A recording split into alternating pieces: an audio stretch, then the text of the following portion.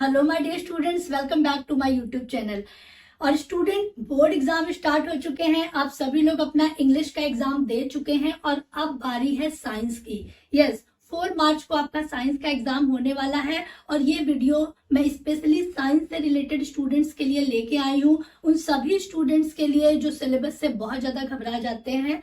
आज की इस वीडियो में मैं आपको वो सारे टॉपिक्स बताने वाली हूँ जिनसे क्वेश्चन प्रॉपरली पूछे ही जाते हैं।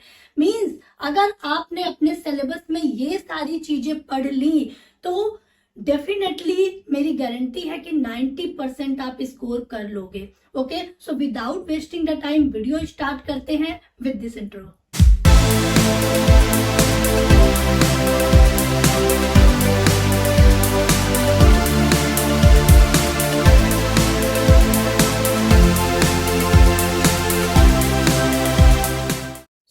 जैसा कि आप सभी लोग जानते हैं कि जो आपका साइंस का सिलेबस है वो पूरे 5 यूनिट में कंप्लीट हो रहा है और हर यूनिट में बहुत सारी चीजें हैं। लेकिन आज मैं आपको सिर्फ वो टॉपिक बताने वाली हूँ जो बोर्ड एग्जाम में स्पेशली पूछे जाते हैं।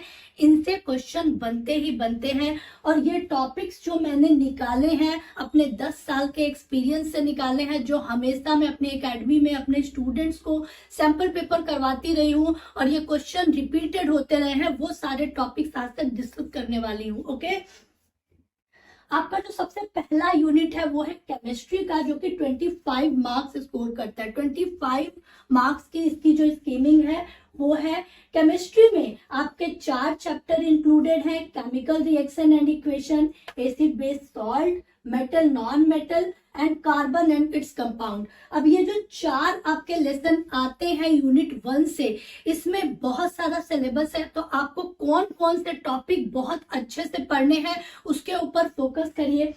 केमिकल रिएक्शन एंड इक्वेशन की हम बात करें स्टूडेंट, तो आपको इसमें जो सबसे इंपॉर्टेंट टॉपिक जो आपको पढ़ के जाना है वो है टाइप्स ऑफ केमिकल रिएक्शन।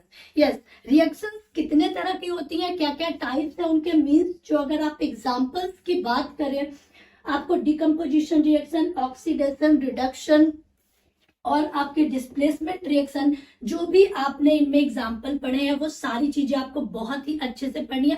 कोशिश करिएगा लखमीर्स की बुक से पढ़ने की, क्योंकि लखमीर्स की बुक्स में बहुत ही अच्छा एक आपका दिया हुआ है कंटेंट। उससे अगर आप टॉपिक को कवर करेंगे या रिवाइज करेंगे तो बहुत अच्छा इम्पैक्ट पड़ेगा। ओके, नाउ जो आपका सेकेंड इसमें आपको पढ़ना है balancing chemical equation. Chemical formulas के साथ में आपको केमिकल इक्वेशन की बैलेंसिंग को यहाँ पर सीखना है। ओके, तो आपको केमिकल रिएक्शन एंड इक्वेशन में सिर्फ ये 2 टॉपिक पे बहुत ज्यादा फोकस करना है। बात करते हैं सेकेंड चैप्टर की, that is acid base and salt. Acid base and salt ये थोड़ा सा ब्रॉड चैप्टर है और इसमें से बहुत ज्यादा पूछा भी जाता है, फिर भी मैं इसमें से इंपॉर्टेंट चीजें आपके लिए निकाल के लाई हूँ। एसिड बेस एंड सॉल्ट जो सबसे बेसिक चीज है कि आपको इनके एग्जाम्पल पढ़ने हैं, what is acid, what is base, what is salt, और इनके एग्जाम्पल्स क्या होते हैं। अकरेंस मीन्स नेचुरली ये कैसे आपको मिल सकते हैं। ओके, इंडिकेटर्स जो नेचुरल इंडिकेटर्स है एसिड, बेसिड और सॉल्ट है, जो लिटमस पेपर का कॉन्सेप्ट है, वो आपको जरूर देख के जाना है। नाउ जो सेकंड ऑप्शन है वो है chemical properties of acid base and salt. आपको एसिड, बेस और सॉल्ट की केमिकल प्रॉपर्टीज बहुत अच्छे से पढ़नी है। और जो सबसे इंपॉर्टेंट चीज है वो है आपका सॉल्ट। सॉल्ट से हमेशा ही क्वेश्चन बनते हैं स्टूडेंट, 1 मार्कर में भी और 3 मार्कर में भी क्वेश्चन बनते हैं, तो सॉल्ट आपको पढ़ के जाना है। सॉल्ट के अंदर में आपको plaster of Paris mean gypsum के बारे में, NaCl जो आपका कॉमन सॉल्ट हो गया, ठीक है, NaHCO3 आपको पढ़ के जाना है, बेकिंग सोडा, नाउ आपको ब्लीचिंग पाउडर, ये सारी चीजें जो आपकी हैं, कैल्शियम कार्बोनेट, ये सारी चीजें जो आपको है वो पढ़ के जानी है। सॉल्ट के बारे में आपको बहुत ही अच्छे से पढ़ना है, क्योंकि सॉल्ट से क्वेश्चन बहुत बनते हैं। एग्जाम्पल्स एंड केमिकल फॉर्मूलाज आप लिख लिख के जरूर याद करिए। ओके, नाउ बात करते हैं थर्ड चैप्टर की, that is metal and non metal. Metal and non metal ये भी लेंथी चैप्टर है और इससे आपका 5 मार्क्स का जो क्वेश्चन एक बनता है वो क्या है, मेटल एंड नॉन मेटल में आपको फिजिकल केमिकल प्रॉपर्टीज पढ़नी है मेटल और नॉन मेटल की, और सबसे इंपॉर्टेंट रिएक्टिविटी सीरीज बिल्कुल नहीं भूलना है। रिएक्टिविटी सीरीज में कौन सा मेटल हाईली रिएक्टिव होता है, कौन सा मेटल लेस रिएक्टिव होता है, ये सारी चीजें आपको इस पे मेंशन करनी है। Okay, extraction of metal means आपको मेटलर्जी पूरी पढ़ के जानी है। Metallurgy is the most important point of third chapter. Metal non metal का सबसे इंपॉर्टेंट जो पॉइंट है वो है आपका मेटलर्जी का। उसमें आपको क्या क्या चीजें पढ़नी है, ओर्स क्या होते हैं, गैंग क्या होते हैं, calcination and roasting.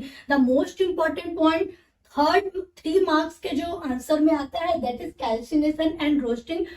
Differentiation between calcination and roasting कई बार रिपीटेड है, आपको अच्छे से पढ़ के जाना है। और क्या होता है एक्चुअल, इसकी डेफिनेशन क्या है, व्हाट इज द गैंग, जो इम्प्योरिटीज होती हैं, कैल्सिनेशन एंड रोस्टिंग, ये सारी चीजें मेटलर्जी में आपको पढ़ के जानी है। रिएक्टिविटी सीरीज को अच्छे से पढ़ना है। Okay, now the last chapter is carbon and its compound. Carbon and its compound से भी बहुत अच्छे क्वेश्चन बनते हैं, आपके मल्टीपल चॉइसेस भी बनते हैं, और 5 मार्क में और जो आपकी केस स्टडी होती है उसमें से भी इसमें क्वेश्चन बन जाते हैं। कार्बन एंड इट्स कंपाउंड में आपको क्या क्या चीजें पढ़नी है my dear student, saturated and unsaturated hydrocarbons के बारे में आपको पढ़ना है। ओके, जो आपका स्टार्टिंग में ही दिया है what is saturated and what is unsaturated hydrocarbon, उनके बारे में आपको पढ़ना है। उसके बाद में chemical properties of carbon compound, carbon compound की केमिकल प्रॉपर्टीज क्या होती हैं, मींस जो मोस्ट इंपॉर्टेंट चीज है, ये जो आपका सेकेंड वन है, इसमें आपको पढ़ना है एथेनॉइक एसिड के बारे में, ईस्टर का फॉर्मेशन कैसे करते हैं। ये क्वेश्चन बार बार रिपीटेड है माय डियर स्टूडेंट। ईस्टर का फॉर्मेशन जो आपका होता है वो जरूर पढ़ना है आपको।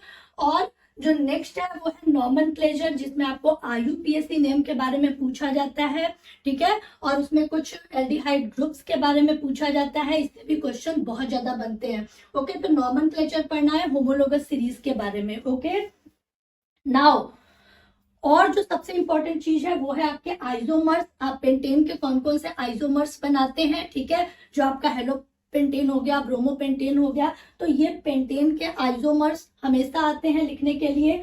सोप एंड डिटर्जेंट, आपका एनसीईआरटी की जो बुक है उसमें जो सबसे लास्ट पेज है जिसपे सोप और डिटर्जेंट के बारे में दिया है, वो पेज आपको बहुत ही अच्छे से पढ़ के जाना है, बिकॉज उस पेज से बहुत सारे क्वेश्चन बनते हैं। सोप से बहुत सारा क्वेश्चन आता है, बहुत इंपॉर्टेंट चीजें उसमें से पूछी जाती है। सोप कैसे काम करता है, मीन्स उसका हाइड्रोफिलिक हाइड्रोफोबिक नेचर जो होता है वो क्यों होता है। जो मिसाइल का फॉर्मेशन बना हुआ है आपकी बुक में, मिसाइल के फॉर्मेशन को बहुत ही अच्छे से आपको प्रैक्टिस करके जाना है, ठीक है, क्वेश्चन बहुत ज्यादा बनते हैं।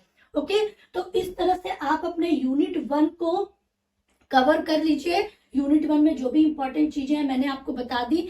नेक्स्ट मूव करते हैं यूनिट 2 की तरफ। ओके, जो कि है आपका बायोलॉजी का पोर्शन। तो स्टूडेंट बात करेंगे यूनिट 2 की। आपका जो यूनिट 2 है वो बायोलॉजी का टॉपिक है। बायोलॉजी में आपके ये 4 लेसन यहाँ पे इंक्लूड है, और जो सबसे पहला लेसन है वो है लाइफ प्रोसेस का। ओके, बायोलॉजी की मार्किंग यहाँ पे सबसे ज्यादा है 30 मार्क्स की। वो कैसे, 25 मार्क्स में आपके ये 4 चैप्टर इंक्लूड हो रहे हैं, और 5 मार्क्स आपका जो यूनिट 5 है नेचुरल रिसोर्स वो भी इसमें इंक्लूड हो जाता है। तो बायोलॉजी कंटेन करती है पूरे 30 मार्क्स। सबसे ज्यादा हाई स्कोरिंग है आपकी बायो की। तो सबसे पहली और मोस्ट इंपॉर्टेंट थिंग कि डोंट स्किप योर डायग्राम्स। आपको अपने डायग्राम बिल्कुल भी स्किप नहीं करने हैं। जो भी डायग्राम है इन चैप्टर्स में उनको आपको बना के ही जाना है। ओके, लाइफ प्रोसेस में आपको कौन कौन से टॉपिक पढ़ने हैं, nutrition in human being, okay, human heart का जो डायग्राम है वो, एक्सक्रिएशन पढ़ना है एंड रेस्पिरेशन पढ़ना है। इसमें आपको पता है कि जो हमारा लाइफ प्रोसेस का चैप्टर है, हमारी जो पूरी लाइफ की प्रोसेस है वो 4 सिस्टम पे चलती है, digestive system, circulatory system, now respiratory system and now last one is that excretory system. बस ये 4 सिस्टम आपको अच्छे से पढ़ के जाने हैं। इन चारों सिस्टम के जो डायग्राम्स है वो आपको बना के जाने हैं। डायग्राम्स बिल्कुल भी स्किप नहीं करना है। ह्यूमन हार्ट के डायग्राम की आपको प्रैक्टिस कर लेनी है, बिकॉज कभी कभी डायग्राम बना के आ जाते हैं और कभी कभी बनाने पड़ते हैं आपको, तो उसकी प्रैक्टिस बहुत मस्ट है, लेबलिंग बहुत मस्ट है। Okay, now second one is that control and coordination. Control and coordination का जो चैप्टर है उससे बहुत कम इसकी मार्किंग है, बट फिर भी आपको जो इंपॉर्टेंट चीजें इसमें पढ़नी है, जो कंटिन्यूअसली पूछा जाता है, वो है आपका न्यूरॉन का स्ट्रक्चर। न्यूरॉन का स्ट्रक्चर जो है, मतलब एक्सॉन और इंट्रॉन की जो एक प्रोसेस है वहां पे, वो आपको बहुत ही अच्छे से बना के जाना है, प्रैक्टिस करके जाना है। रिफ्लेक्स आर्क क्या होता है, इसका डायग्राम जो आपकी एनसीईआरटी की बुक में ये जो डायग्राम दिया हुआ है रिफ्लेक्स आर्क का, और इसका ये पूरा पोर्शन आपको पढ़ लेना है। ट्राई करिए कि आप लखमीर्स की बुक से पढ़िए, उससे आपका कॉन्सेप्ट बहुत ही अच्छे से क्लियर हो जाएगा। नाउ ह्यूमन ब्रेन में फंक्शन जरूर पूछा जाता है, लेबलिंग करने के लिए आती है। ह्यूमन ब्रेन का स्ट्रक्चर वहां पे दे दिया जाता है, आपको क्रैनियम को लेबलिंग करनी होगी, ठीक है। जो आपके ऑयल लोब्यूल्स होते हैं उनकी लेबलिंग करनी होगी। थैलेमस कहाँ पे होता है, हाइपोथैलेमस। पिट्यूटरी ग्लैंड का सिचुएशन कहाँ पे होता है। उसके बाद में मेडुला ऑब्लंगेटा के बारे में, स्पाइनल कॉर्ड से जो नीचे जुड़ी होती है। Means fore brain and hind brain का जो आपका वहां पे एक कॉन्सेप्ट है वो आपसे पूछा जाता है। तो ह्यूमन ब्रेन का डायग्राम जो है वो आपको बहुत ही अच्छे से प्रैक्टिस करके जाना है। ओके, नाउ जो थर्ड चैप्टर है आपका वो है how to organism reproduce. How to organism reproduce बहुत ही इंपॉर्टेंट है, और इससे क्वेश्चन बहुत ज्यादा बनते हैं, लॉन्ग भी बनते हैं, शॉर्ट भी बनते हैं, 1 मार्कर में भी आपके बनेंगे। हाउ टू ऑर्गेनिज्म रिप्रोड्यूस से रिलेटेड मैंने पहले भी वीडियोस अपलोड की हैं, जिसमें मैंने 20 मार्क्स के मोस्ट इंपॉर्टेंट क्वेश्चन वहां पे पीपीटी डाली हुई है। जरूर जाके आप इस वीडियो को देखिए, आपको बहुत ही इंपॉर्टेंट क्वेश्चन वहां से मिल जाएंगे जो कई बार ही बोर्ड में रिपीटेड हैं। ओके, तो must watch this video, how to organism reproduce. 20 questions की इंपॉर्टेंट सीरीज इसमें आपको मिल जाएगी। Okay, how to organism reproduce में जो आपको टॉपिक कवर करने स्टूडेंट, जो मोस्ट इंपॉर्टेंट टॉपिक है that is the mode of reproduction by single cell organism. Means amoeba में न्यूट्रिशन कैसे होता है, ठीक है, उसका आपको डायग्राम बहुत ही अच्छे से बना के जाना है। जो होलोजोइक न्यूट्रिशन का आप एक डायग्राम वहां पे फॉलो करते हैं, बहुत अच्छे से प्रैक्टिस करनी है। Vegetative propagation, it is the most important topic, कई बार ही पूछा जाता है।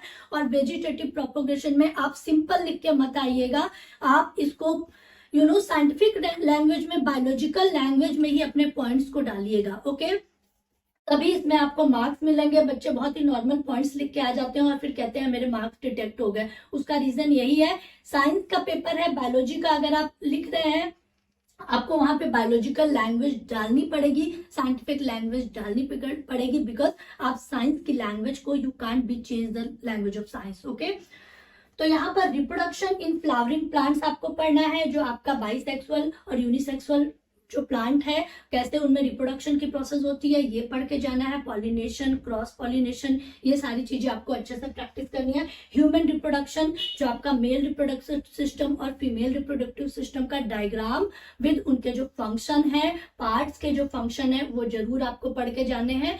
पूछा जाता है, हर साल पूछा जाता है।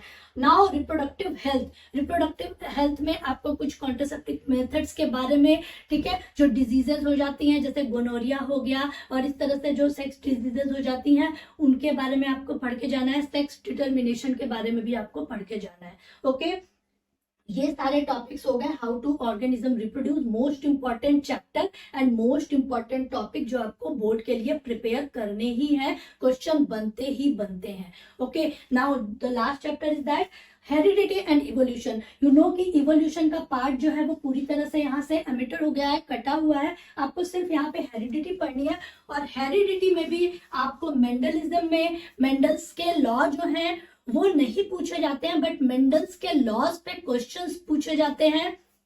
लॉ ऑफ इनहेरिटेंस, यहाँ आपको लॉ ऑफ इनहेरिटेंस पढ़ना है, ठीक है। लॉ ऑफ इनहेरिटेंस से ही क्वेश्चंस बनते हैं।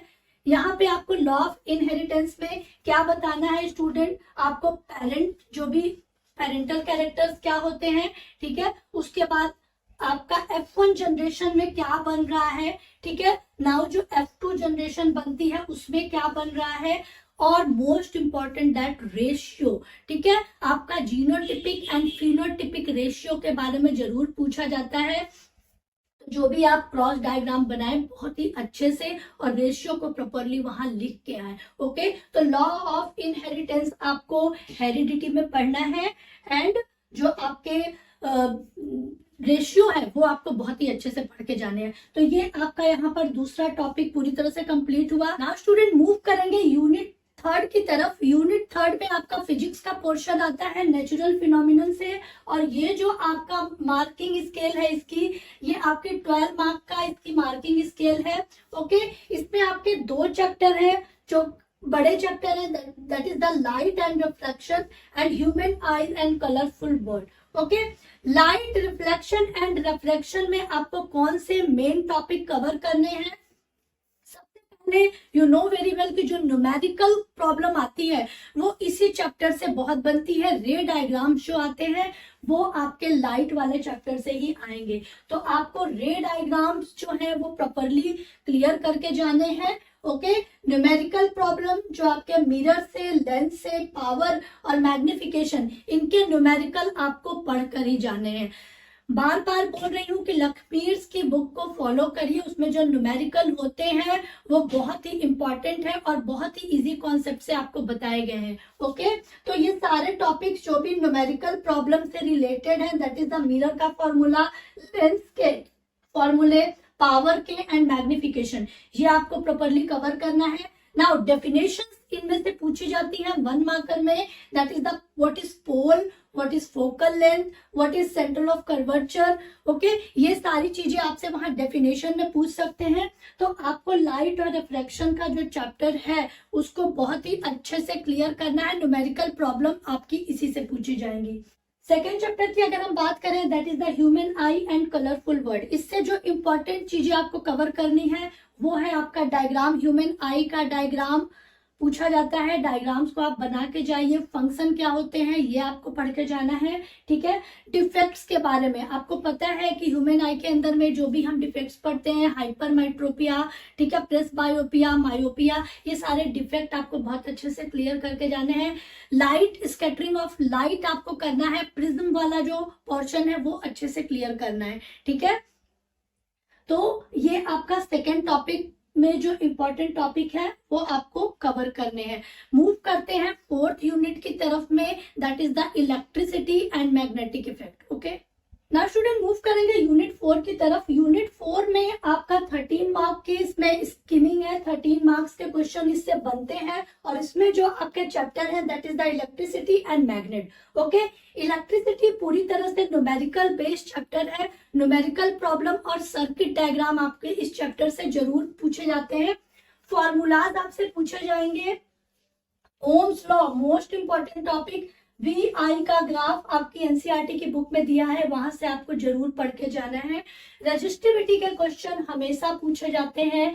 रेजिस्टिविटी जो फैक्टर अफेक्टिंग होते हैं रेजिस्टेंस पे, वो कैसे निकलता है, rho is equal R is equal to rho L upon A का जो फॉर्मूला है, और इस फॉर्मूले से जो क्वेश्चन बनते हैं वो आपको जरूर से ही पढ़ के जाने हैं। ओके, नेक्स्ट पॉइंट आपका जो कवर करना है वो आपका सीरीज एंड पैरेलल कॉम्बिनेशन है। सीरीज और पैरेलल कॉम्बिनेशन का जो आपका 1 upon R is equal to 1 upon R1 plus R2 plus R3 वाला है, और जो सीरीज वाला है, ये दोनों ही कॉम्बिनेशन बहुत ही अच्छे से आपको करके जाने हैं। Okay, power and heating effect, जो पावर का आपका फॉर्मूला वो और उसका हीटिंग इफेक्ट, ये आपको पढ़ के जाना है। तो ये सारे टॉपिक जो है इंपॉर्टेंट है, कई बार पूछे गए हैं आपकी इलेक्ट्रिसिटी से। मैग्नेट की अगर हम बात करें, magnetic effect end of electric current, अगर हम इसकी बात करें तो इसमें जो इंपॉर्टेंट टॉपिक है वो है आपका magnetic field due to the current carrying straight conductor, ठीक है, जो आपके पहले टॉपिक में ही दिया हुआ है और वो पूछा भी जाता है, ठीक है। आपको ये टॉपिक कवर करना है, स्ट्रेट कंडक्टर के ऊपर मैग्नेटिक फील्ड कैसे आप बनाएंगे, मैग्नेटिक फील्ड को अच्छे से मेंशन करना है जैसे आपकी बुक में बना हुआ है। Solenoid is the most important, हर साल पूछा जाता है, सोलेनॉइड कभी भी स्किप नहीं हुआ है, इसके शॉर्ट आंसर भी बनते हैं और सर्किट डायग्राम भी पूछ लिया जाता है। तो सोलेनॉइड का टॉपिक आपको कवर करके जाना है।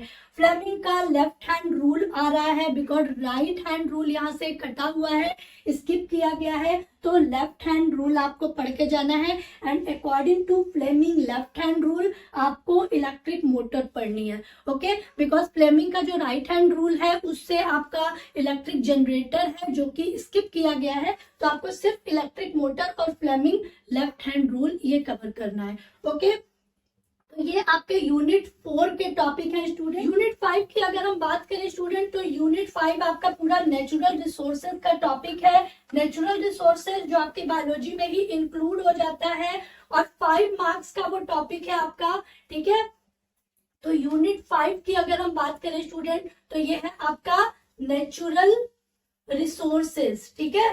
नेचुरल रिसोर्सेज का टॉपिक है और इसमें आपको जो इम्पोर्टेंट टॉपिक है वो क्या कवर करने हैं।